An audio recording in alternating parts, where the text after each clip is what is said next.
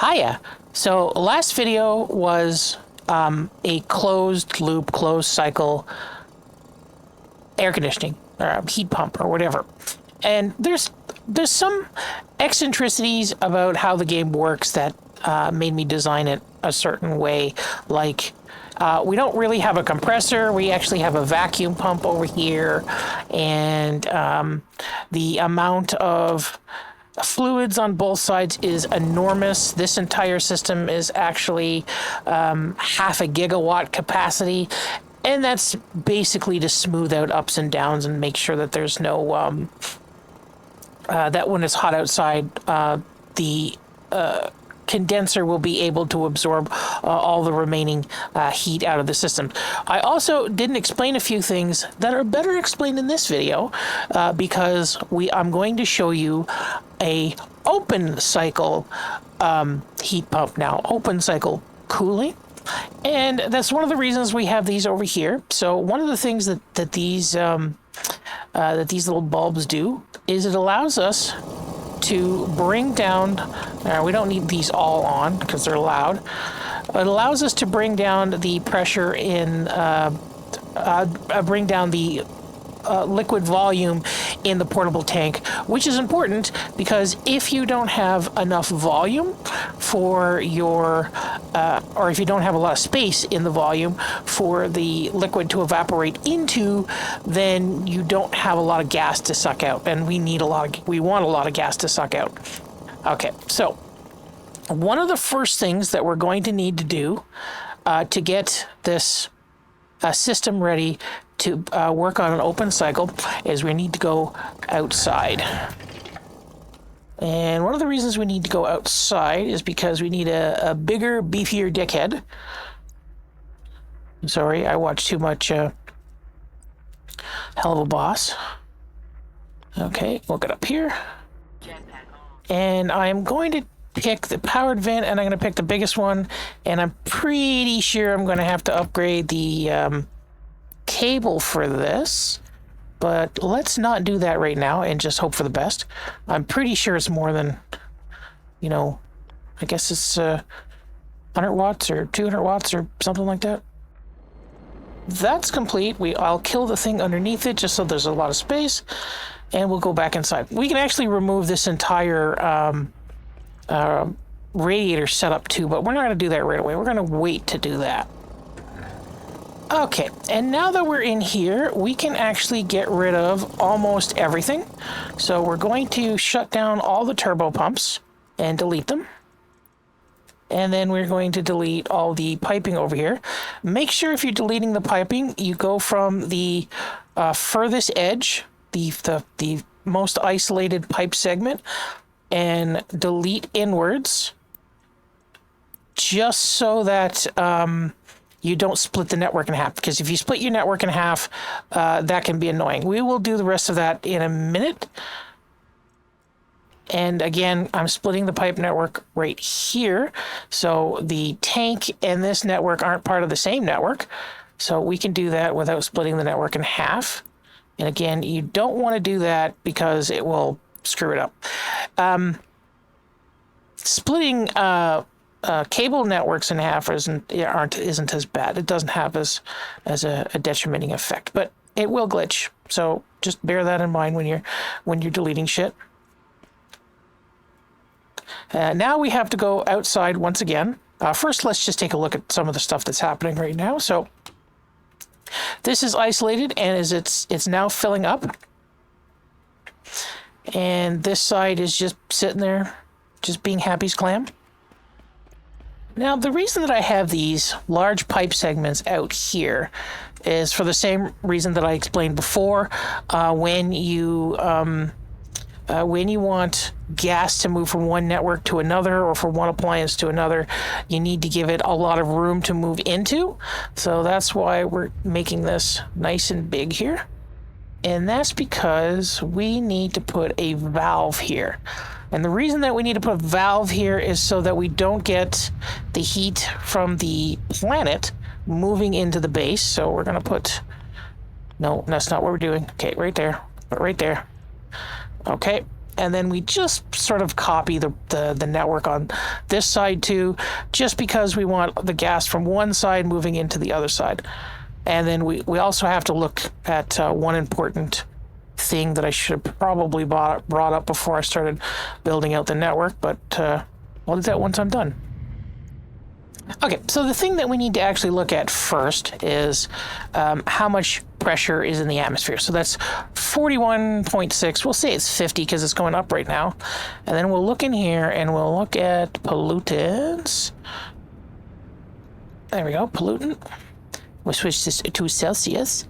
And then we'll look at about 50 kilopascals here. So there's really no 50 kilopascals right here. So if we bring the pressure down to 1.8 megapascals, this will be our maximum cooling capacity is a 98. Now the reason that that's our maximum cooling capacity is because passively we can never pull more gas out of the system, more vapor out of that portable tank than there is atmosphere in the planet, because we're not going to be using any pumps. So let's just build out the network here. And I like to put walls down temporarily when I do this because they're easy to walk on, even if you're just playing in survival mode. You just need to put them down. You don't need to put any kind of plates or anything on there. And then you can just pick them up just as easily. And when I said cooling capacity, I meant cooling differential. So the lowest we can get the fluid at is the lowest that we can get the temperature in the base at. Capacity is more of how much mass is going through the thing. And this many vents is probably overkill, and this much space on this side is probably overkill too, but all of this shit is cheap, so who the hell cares? There, I've reconnected, or I have connected the room conditioner into this network over here, so that's now working. And we will plug our vent back in. And again, I'm probably going to have to replace this cable. Let's actually see that. So it's 500 watts. I guess we don't actually have to replace it. So I'm not going to just turn this up to 600 watts. So we're basically at the same place we were before, but now we don't have any vacuum pumps over here. And we're coming into night, so let's turn this on. We'll just go over here, clip, and we'll turn that on. And as long as this gets sucked out, which it is, it's not going down very far.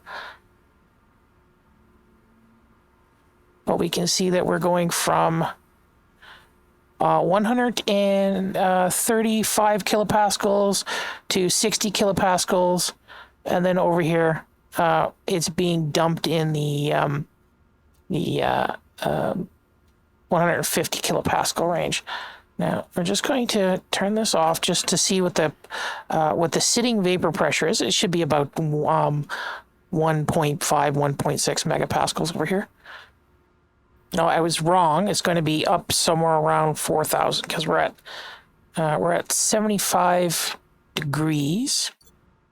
And we don't really need to see that. You can see that it's coming up. It's coming up rather quickly. So we are sucking a lot of gas out of there. So now it's an open cycle system. And if we sit here and we look, we kind of pay attention here, we will see that we're losing a ton of liquid, just an absolute ton of liquid. But we can also see that the temperature is going down rapidly. We're now at 25 degrees Celsius. So let's turn that off quickly. Okay. So we've managed to bring our polluted, our liquid polluted coolant down to 0 degrees Celsius. I think I left it on for a little too long. Now that's going to have to equalize here. We're back down to 150 C, but for some reason, this stupid thing still doesn't want to work. Doesn't say required power. Why is this not working? I might have plugged it into the wrong port. Let's go triple, quadruple, double check that. And I did plug it into the wrong port.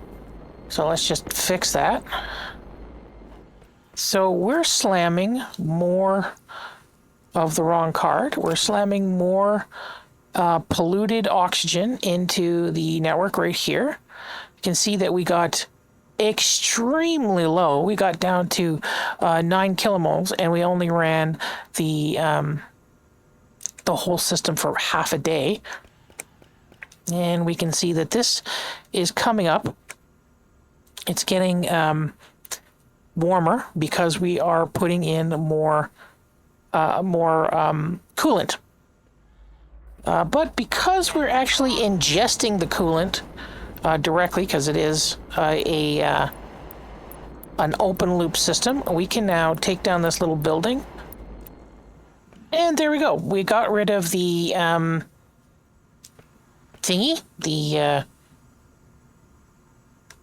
radiator field. And let's see how much coolant we've ingested. We have ingested about 430 liters. That's not all we ingested. There's also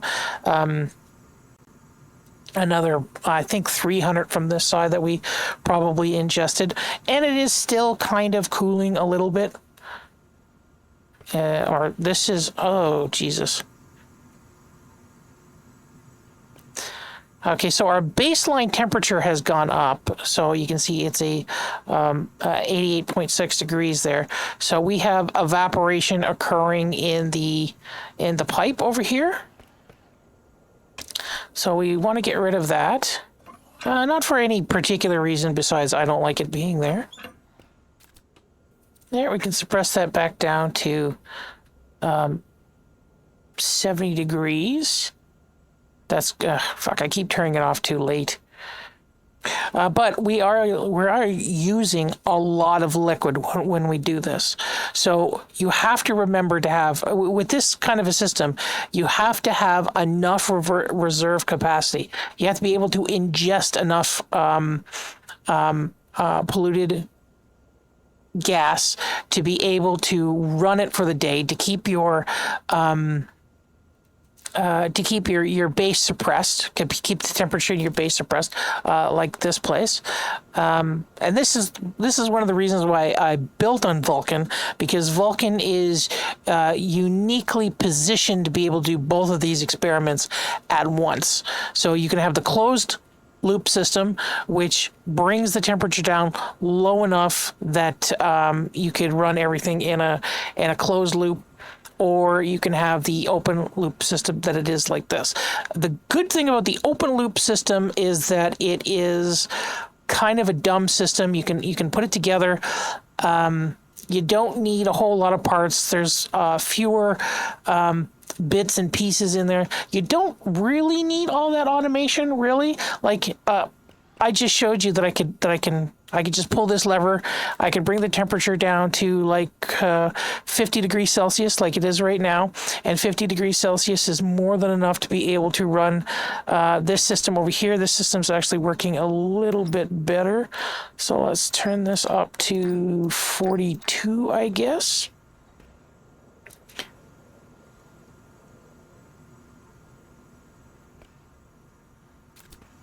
Are we... Yeah, we are still condensing in here. Oh, I think I know why.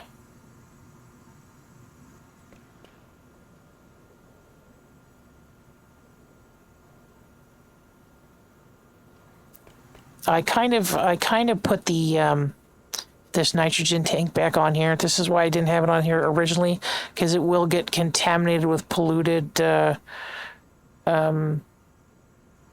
polluted gas. And I didn't want that, so that's gonna have difficulty. This little balance, this little pressurant device here is going to have a difficult time bringing the pipe pressure up here to 4.8. Anyways, and there's really nothing more to say about this system. That's it. You could try putting more valves in between here. I don't think that'll work. The biggest, your biggest problem is making sure that you have gateways between each network. So this is a network here, and we're dealing with 4 megapascals plus of gas, and you want to get that onto that network here. So you just basically have to have the volume capacity to be equal to or greater, so that the gas in this the gas in this network can be halved and transferred over to this network. Same thing with over here. You want this network and this network. You want that network to be higher. But you do want more than one vent. I went overboard with the number of vents. I think probably 2 would have sufficed. 2 or 4 probably would have sufficed very well. The vents themselves are also valves. Just think of anything that connects one thing to another thing as a valve. These transformers here are also technically valves. So you're communicating this network through one valve here into one cell. So each block is a cell. Okay, and the more cells that you have, the easier it is to output gas. Now, having a lot of vents is more important for if you're ingesting gas, or it used to be more important when you're ingesting gas, because we didn't have these active vents here. But these active vents do a little bit better of a job doing all that. Now you can also see that there's a breeze going on. That's because there's an active vent right there, and that's just to perturb the air, and that just makes the air a little more stable. And I think that's it. That's it for the that's it for the passive system. But if you don't pay attention, this system will completely empty out. You also need to make sure that you don't overpressurize the system. I don't think the active vents will overpressurize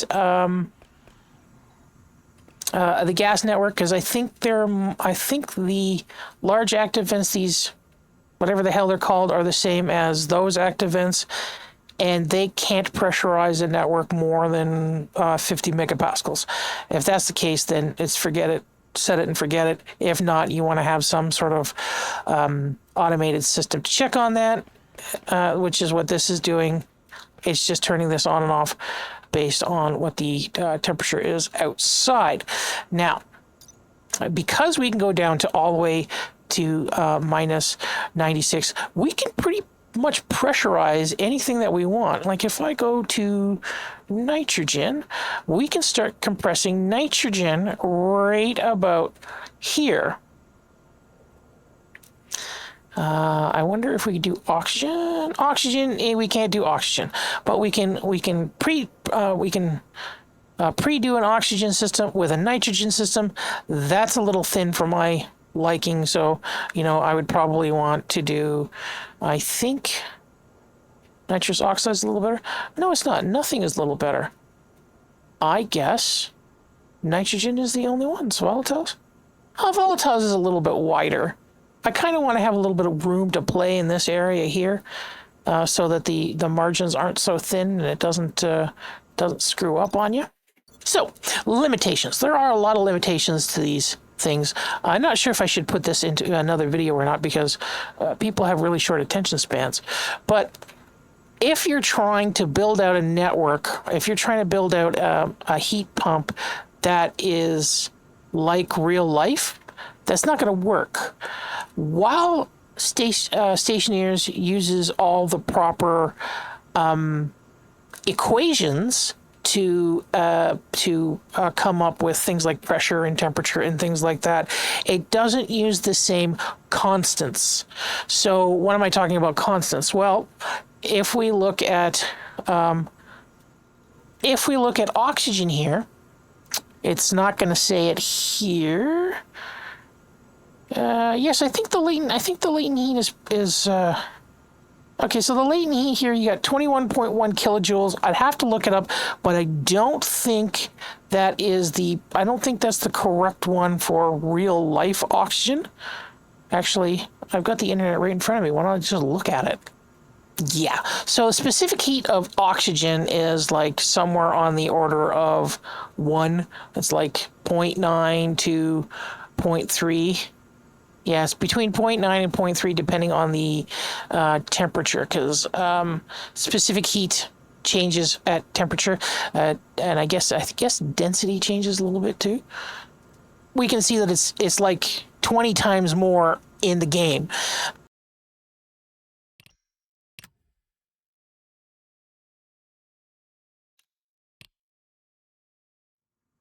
And sometimes that happens. It's a lot worse in Linux, but there are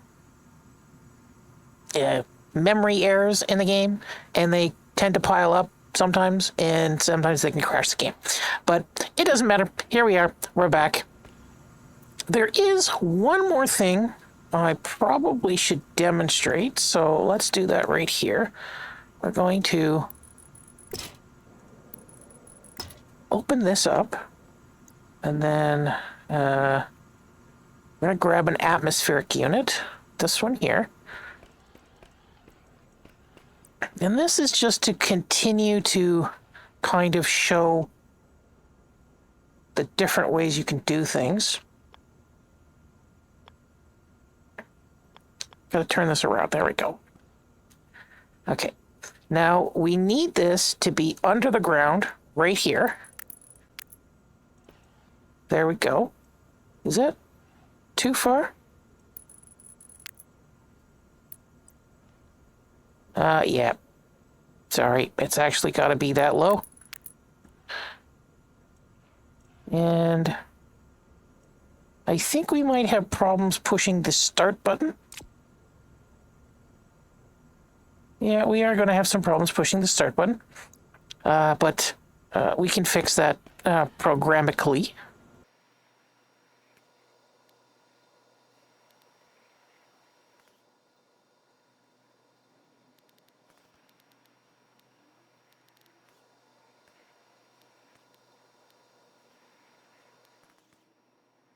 And we pipe that side in like normal.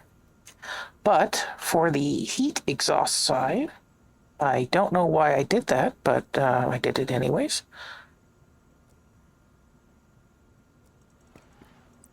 We can do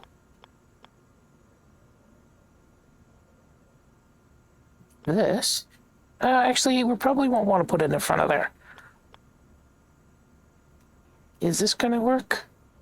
No, that's not going to work there either. So let's just do this.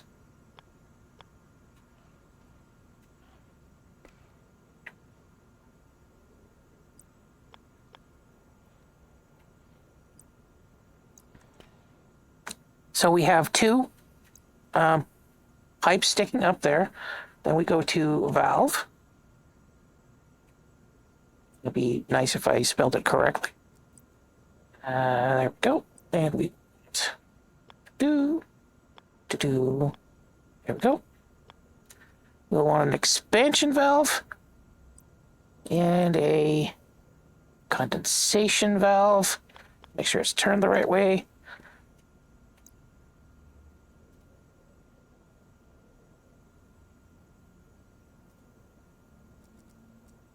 And I'm putting this together very messily right here, but this is just to show that you don't need the there we go. You don't need the evaporation chamber, and because the evaporation chamber can be sometimes hard to tune, and the air conditioner is good for tiny little steps in temperature. So let's set our temperature to, first we'll take the wand out of our hand so we don't delete the thing while we push C. Oh, I can actually turn it on.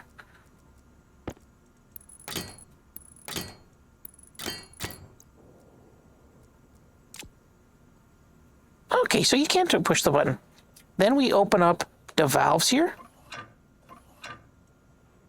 And we turn it on. Doo-doo.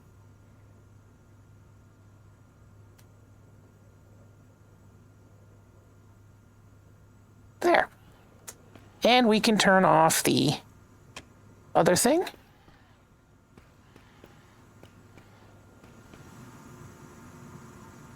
Jetpack on. And because we're using the atmospheric unit, we don't necessarily need to create, oh no, pipe. We don't need to create a flow. Where is the, because the atmospheric unit will do it itself. So we can take apart this, we do this. See?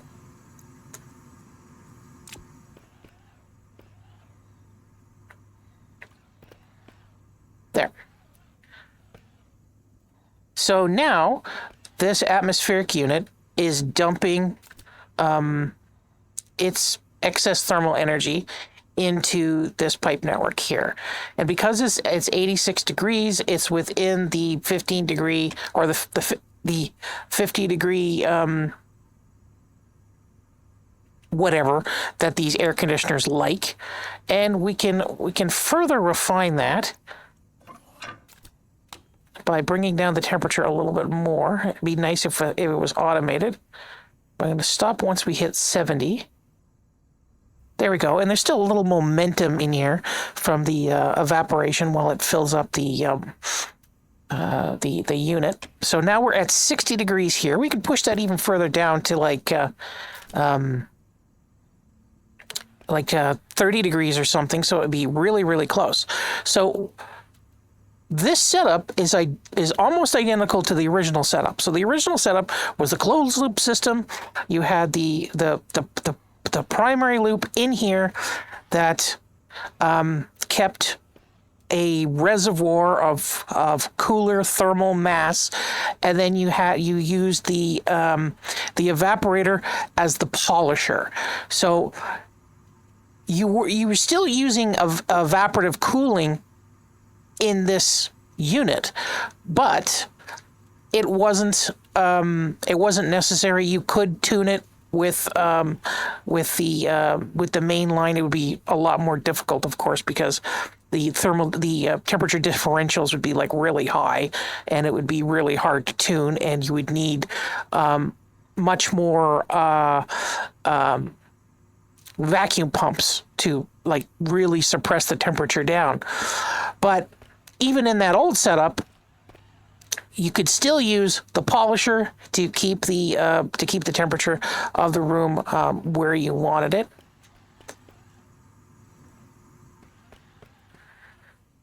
And that's about it. So if we look at how much fluid we've got in here right now, after we cooled it back down to 50 degrees, it is 242 liters. It's still evaporating a little. It's still shedding off about 2K of heat. And on this side, we are actually done the compression process. So this side is completely stable. Yeah, and it's also pretty... So this is probably going to blow soon. If, like I said before, if that active vent over there doesn't stop at 50 millipascals, like the other active vents do, it's going to overload very quickly. And the overload could happen even if we don't do it, even if it does stop at 50, because you will still be converting a lot of polluted gas into polluted liquid. And that's why I have like so many valves. Valves are cheap. You might as well just overload them with valves. I am pulling pollutant out of this line and exhausting the volatiles and the carbon dioxide, because if that ever accidentally gets above 600 degrees, the volatiles will ignite in the pipe, and that's another concern that you would have on here. But we're lucky that this is one of the places where this would run properly. If we tried to do this on Venus, it wouldn't be as easy, because Venus's atmosphere is over 2 kilopascals, and that would be difficult to get the portable tank to get right down. It's still possible, but also on Venus, it's hard to get to the point where like anything can condense into a liquid. You can do water during a storm. So if it's storming outside, the temperature outside does fall under the maximum temperature for condensation for water. But storms happen very infrequently, and you need to use another method like the sacrificial method. And once we could go into orbit, once we can build a space station, that won't be very hard, because then you just bring nitrogen up with you. You compress the nitrogen, you bring it back down, and you do that. So this is pretty much done. I don't want to explain the physics behind any of this. I don't want to go too much into it. I might in another video, or I might edit a video that has been done for a while and redone several times that shows different methods of getting to this point of cooling everything down. Like, we've seen an open loop, we've seen a cold loop, we've seen a once through, but we haven't seen a multi-stage system. You might call this a multi-stage system, but it is not. These would be polishers. They're not a second stage. A true second stage would be attempting to force the temperature down even further. Like if we were going to liquefy oxygen, we would need a second stage on this. These two things right now are just polishers. And that's it. Bye.